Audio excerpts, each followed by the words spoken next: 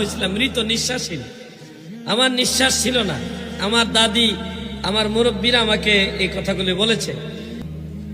ঠিক ওই সময় আমার দাদি দুনিয়াতে না, ইন্তেকাল হয়ে গেছে।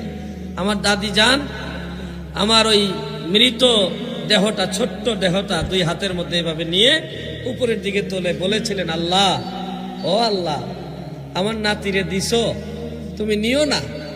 আল্লাহ, তোমার ওলি শাহজালাল বাবার দরবারে আমি একটা খাসি নজরানা দিব, মান্নত করলাম, তোমার ওলি শাহজালাল ইয়ামানির উসিলায় আমার নাতির জান ফিরে দাও। এইভাবে আমার এই বডিটা উপরের দিকে তুলে বলার পরে দাদি যান যখন আমাকে নিচের দিকে নামাইছেন, তখনই আমি কোনো চাপ দেওয়া লাগে নাই, নাড়াচাড়াও করা লাগে নাই, এমনিতে নিঃশ্বাস নিয়েছি। সেই আলাউদ্দিন জিহাদি মরা হয়েছিলাম, আল্লাহ জান দিছে। এই জন্য ওলি আল্লাহর পক্ষে কথা বলতে ভালো লাগে। আল্লাহ আমার রুহু ফিরাই দিছে আল্লাহর ওলিদের উসিলায়। ওয়াহাবিরা তুমি বুঝবে না, তোমরা বুঝবে না ওলি আল্লাহর পাওয়ার কতটুকু, তোমরা বুঝবে না।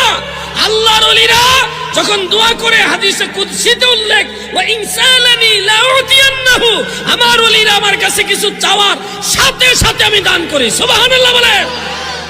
আলাউদ্দিন জিহাদি সাহেব যে বক্তব্যটা দিলেন তার ঠিক উল্টো বক্তব্য দিচ্ছেন মুহাম্মদ সাল্লাল্লাহু আলাইহি ওয়াসাল্লাম। তার মানে আমি এখানে বলতে চাচ্ছি যে আলাউদ্দিন জিহাদি সাহেব তিনি তার বক্তব্যে মিথ্যাচার করছেন। তিনি শুধু মিথ্যাচার করছেন না, বরং তিনি মুহাম্মদ সাল্লাল্লাহু আলাইহি ওয়াসাল্লামের হাদিসকে অস্বীকার করারও প্রচেষ্টা চালিয়েছেন। আমার এই কথাকে প্রমাণ করব পবিত্র কোরআন এবং সহিহ হাদিসের সহিহ রেফারেন্স দিয়ে। যদি আমার এই কথাকে আপনার বিশ্বাস না হয়, তাহলে আপনার প্রতি অনুরোধ রইল, কন্টিনিউ করেন, কাটসাট করিয়েন না, কন্টিনিউ করেন। আমি আপনাকে প্রমাণ দিব, স্পষ্ট দলিল সহ আপনাকে ব্যাখ্যা বিশ্লেষণ সহ বুঝিয়ে দিব আলাউদ্দিন জিহাদি সাহেব তিনি মিথ্যে বলছেন। সম্মানিত দিনী ভাই ও বোন, শুরুতেই আলাউদ্দিন জিহাদি সাহেবের বক্তব্যটাকে খুব সংক্ষিপ্ত ভাবে আমি আগে বর্ণনা করি। তিনি বলছেন, তিনি যখন পৃথিবীতে জন্মগ্রহণ করলেন তিনি ছিলেন প্রায় মৃত প্রায়। তখন তার দাদি তাকে দু হাতে এভাবে উঠিয়ে বলছেন, হে আল্লাহ, আমার এ নাতিকে তুমি ফিরিয়ে দাও, আমি তোমার ওলি হযরত শাহজালাল রাহিমাহুল্লাহ এর দরবারে মাজারে একটি খাসি নজরানা দিব। অতঃপর আলাউদ্দিন জিহাদি সাহেবের শরীরে শ্বাস প্রশ্বাস চালু হলো, তার মানে তার জীবন ফিরিয়ে দেওয়া হলো। ঠিক আছে, তিনি কিন্তু এতটুকু বলে স্থির থাকেননি, তিনি তারপরে বললেন যে দেখো ওলি আল্লাহদের পাওয়ার। যাই হোক, এখন আমি এই হাদিসটা আমি তার এই কথাটার ব্যাখ্যা করতে গিয়ে একটি হাদিস আনবো। মুহাম্মদ সাল্লাল্লাহু আলাইহি ওয়াসাল্লাম তার এই বক্তব্যের উল্টো বক্তব্য দিচ্ছেন। তিনি সহিহ মুসলিমের 1639 নম্বর হাদিস এবং সহিহ মুসলিমের 1640 নম্বর হাদিসে তিনি বলছেন যে মানত কারো ভাগ্যের পরিবর্তন ঘটাতে পারে না। সহিহ মুসলিমের পরপর দুটি হাদিস, 1639 1640 নম্বর হাদিসে এই কথা বলছেন যে মানত কারো ভাগ্যের পরিবর্তন ঘটাতে পারে না। এরপর সহিহ বুখারীর 6693 নম্বর হাদিসে হযরত ওমর রাদিয়াল্লাহু আনহু তিনি বলছেন যে মুহাম্মদ সাল্লাল্লাহু আলাইহি ওয়াসাল্লাম এই মানত করাতে নিরুৎসাহ করেছেন। তিনি মানত করাটা অপছন্দ করতেন, পছন্দ করতেন না। তিনি শুধু এটাই বলেননি, তিনি আরো বলেছেন যে এই মানত দ্বারা সাধারণত কৃপণদের কাছ থেকে কিছু বের করে নেওয়া হয়। এই মানত কারা করে? এই মানত যারা কৃপণ, যারা দান করে না, মানে দান করতেই চায় না, তারা সাধারণত এই মানত এই বিষয়টাতে তারা অভ্যস্ত। তারা এই মানতের মাধ্যমে আল্লাহ তাদের কাছ থেকে কিছু বের করে নেয়।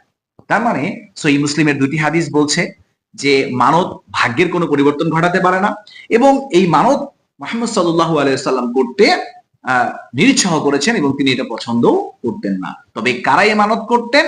যারা কৃপণ, তাদের মাধ্যমে আল্লাহ কিছু বের করে নেয়। তার মানে আমরা স্পষ্ট হয়ে গেলাম, মানত কারো ভাগ্যের পরিবর্তন ঘটাতে পারে না। কিন্তু আলাউদ্দিন জিহাদি সাহেব তিনি বলছেন যে মানত করার পরেই ওলির দরবারে খাসি নজরানা দেওয়ার কথা বলাতেই তার শরীরে কিন্তু শ্বাস প্রশ্বাস চালু হয়ে গেল। তিনি কিন্তু এটাই তার বক্তব্যে স্পষ্ট এটাই বোঝাচ্ছেন, এবং তিনি বলছেন যে ওলিয়া উলিয়াদের পাওয়ার। তারপরে ওহাবিদেরকে তিনি ধমক দিয়ে কথা বলছেন। যাই হোক, সম্মানিত দিনী ভাই বোন আমার, এবার আপনি আমাকে বলেন, আপনি কি বুঝতে পারলেন যে এই আলাউদ্দিন জিহাদি সাহেব তিনি হাদিসকে অস্বীকার করার একটা প্রচেষ্টা চালাচ্ছিলেন। এটা আপনি বুঝতে পারছেন কিনা? এবং এই তার যে বক্তব্যটা, এই বক্তব্যের ঠিক বিপরীত বক্তব্য দিয়েছেন মুহাম্মদ সাল্লাল্লাহু আলাইহি ওয়াসাল্লাম। আপনি এটা ক্লিয়ার? আশা করি ক্লিয়ার।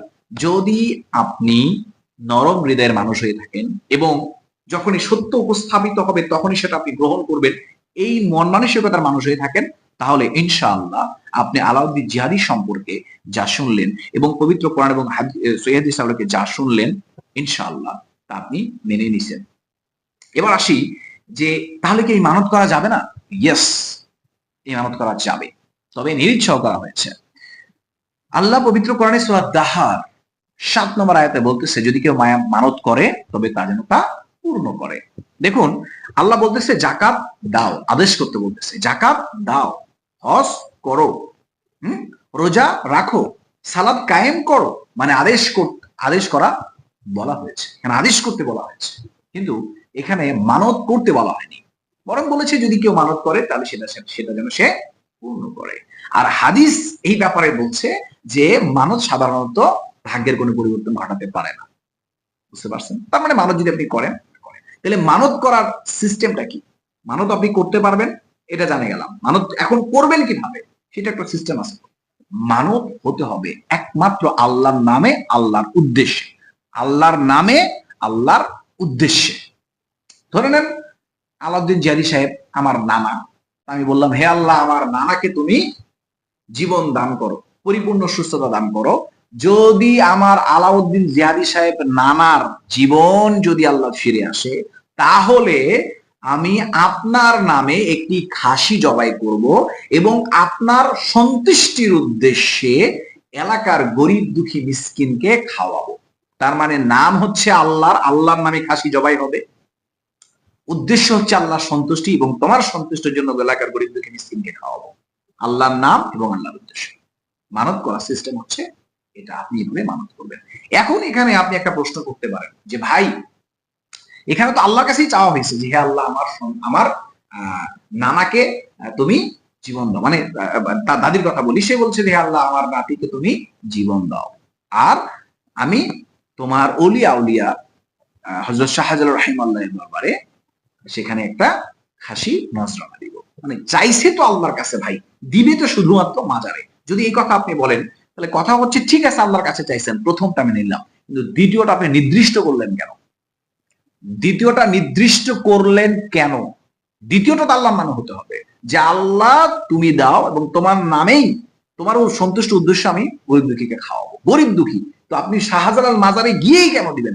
নির্দিষ্ট করলেন কেন? নির্দিষ্ট যদি করতেই হয় তবে তিনি একজন, তিনি আল্লাহ, তিনি একজন। নির্দিষ্ট করতে হলে তিনি শুধুমাত্র আল্লাহ, নির্দিষ্ট করলে তার নামেই করতে হবে, উদ্দেশ্য হতে হলে তার নামেই হতে হবে বা তার উদ্দেশ্যে হতে হবে। সম্মানিত দিনী ভাই বোন, আশা করি বুঝতে পেরেছেন যে আপনি এই আলাউদ্দিন জিহাদি সাহেব প্রথমত মিথ্যাচার করলেন, তার কথা সত্য নয়, কারণ তাকদির পরিবর্তন হয় না, তবে তাকদির পরিবর্তন হয় দোয়ার মাধ্যমে।